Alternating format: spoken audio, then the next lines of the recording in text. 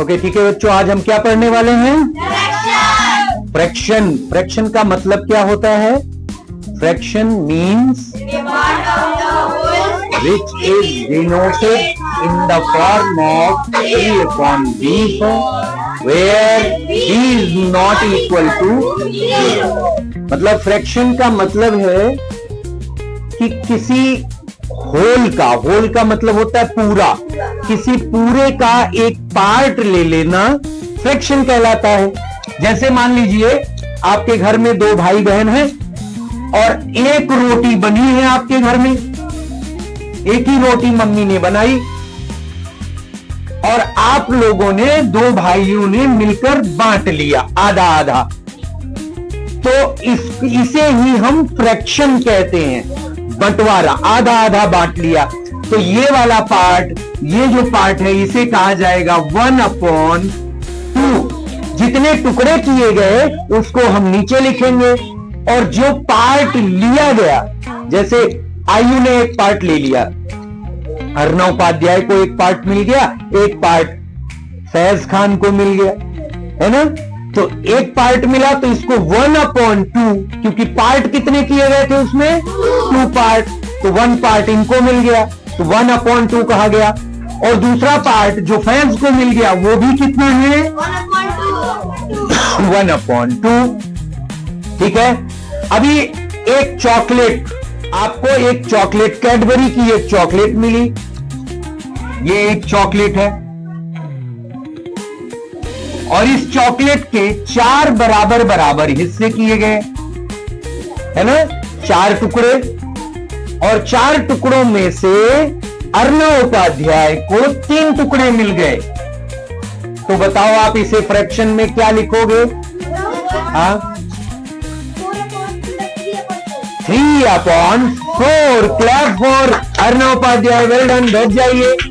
इसे ही हम कहेंगे 3/। अब देखो क्यों ऐसा इन्होंने क्यों बताया? क्योंकि अभी आप लोगों ने पढ़ा ना, fraction means a part of the whole, किसी एक पूरे का पार्ट लेना। तो पार्ट, अब इसके फ्रैक्शन कितने टुकड़े हुए? इसके कितने टुकड़े हुए? 4 टुकड़े। 4 टुकड़े में से आप कितने टुकड़े पाए? 3 पार्ट पाए, 1 2 3, है ना। इसको हम क्या कहेंगे? 3/4। क्यों कहेंगे? क्योंकि इसमें 3 टुकड़ा लिया गया और 4 बराबर बराबर टुकड़े थे। कुल कितने टुकड़े थे? 4 टुकड़े थे और 3 लिया गया तो 3/4 लिखा जाएगा। क्लियर है? जितने टुकड़े किए गए हों उतने को नीचे लिखना है डिनोमिनेटर में, और न्यूमरेटर में उस पार्ट को लिखना है जो पार्ट लिया गया हो। क्लियर? अभी यहां अगर आपको एक बॉक्स मिले,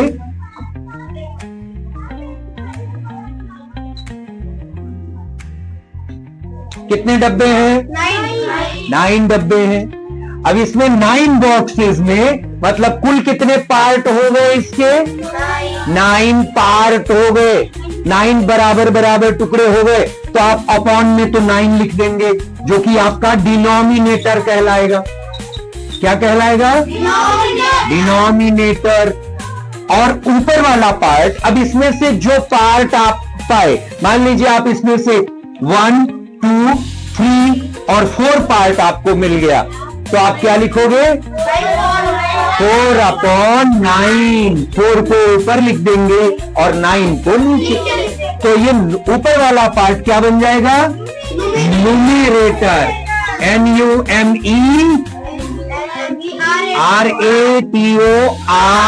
न्यूमरेटर। ऊपर वाला पार्ट न्यूमरेटर कहलाएगा, नीचे वाला पार्ट डिनोमिनेटर कहलाएगा।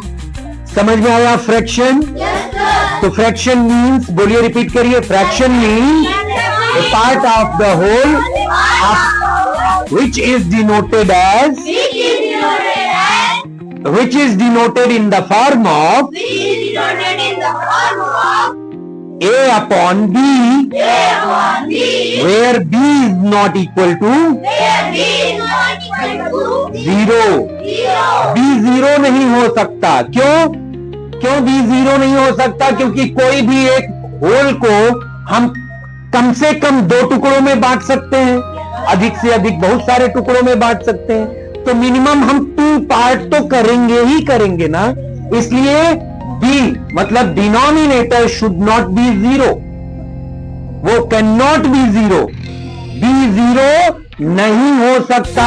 क्यों? क्योंकि किसी भी चीज को हम कम से कम 2 टुकड़ों में तो बांटेंगे ही बांटेंगे, है ना। हमारे पास एक एप्पल है तो हम उसको कम से कम 2 टुकड़ों में बांट सकते हैं, है ना। तो इसलिए b 0 नहीं हो सकता। समझ में आई बात?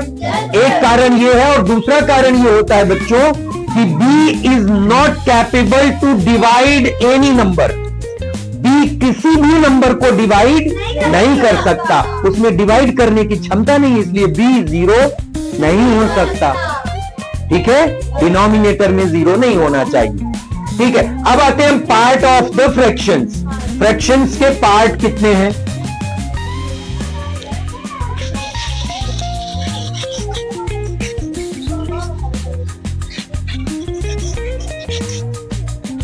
ओके, सबसे पहले हम जानते हैं यूनिट फ्रैक्शन।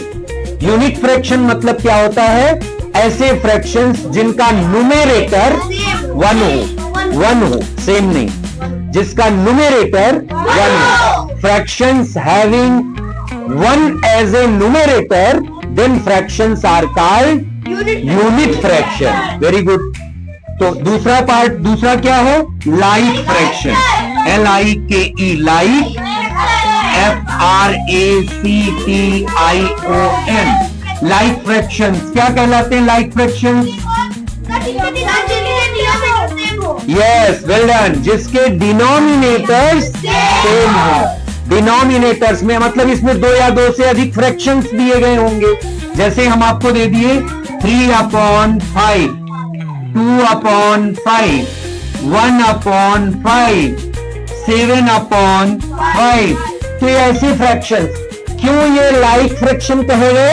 क्योंकि इनके डिनोमिनेटर्स सेम है। एक ही नंबर अगर डिनोमिनेटर में है तो वो लाइक फ्रैक्शन कहा जाएगा। समझ में आया प्रांजल? शिवा सरोज समझ पाए? अगर डिनोमिनेटर में 5 है, सबके पास 5 है, तो ये लाइक फ्रैक्शन हो गया। राइट कादिर खान? ओके, दूसरा unlike fraction. Unlike fractions, FRACTIONS,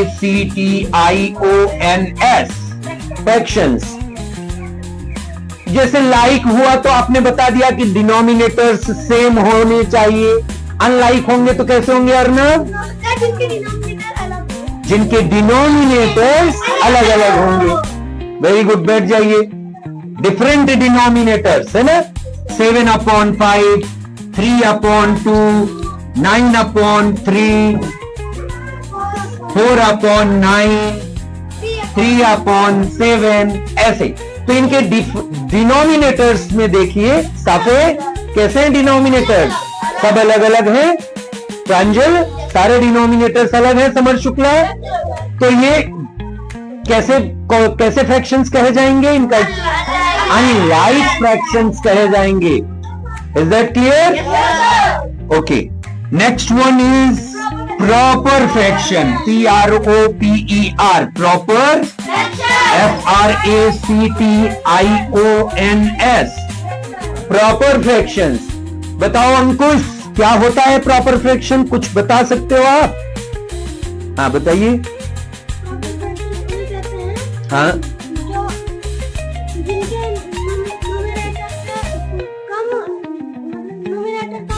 हाँ, डिनोमिनेटर ज्यादा हो। तालियां बनती भाई अंकुश के लिए। वेल अंकुश, बैठ जाइए। जिनके न्यूमेरेटर छोटे होते हैं और डिनोमिनेटर्स बड़े होते हैं, उन्हें हम प्रॉपर फ्रैक्शंस कहते हैं।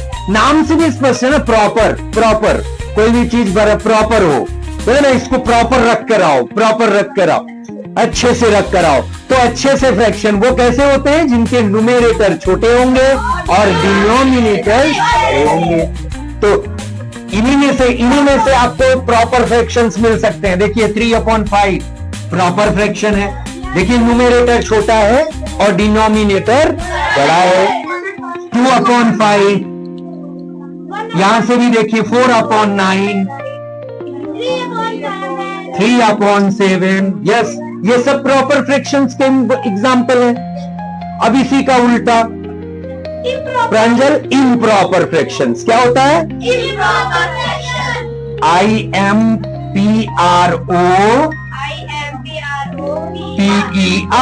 इम्प्रॉपर। FRACTIONS, improper fractions.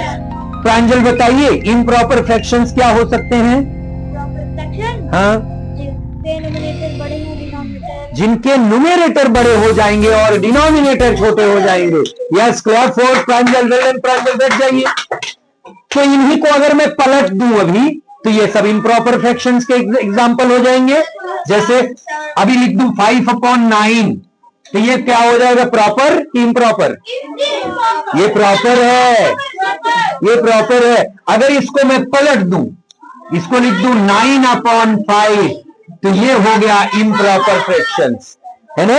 तो ऐसे ही यहां 5/3 कर दीजिए और 5/2 कर दीजिए, 9/4 कर दीजिए। तो ये सब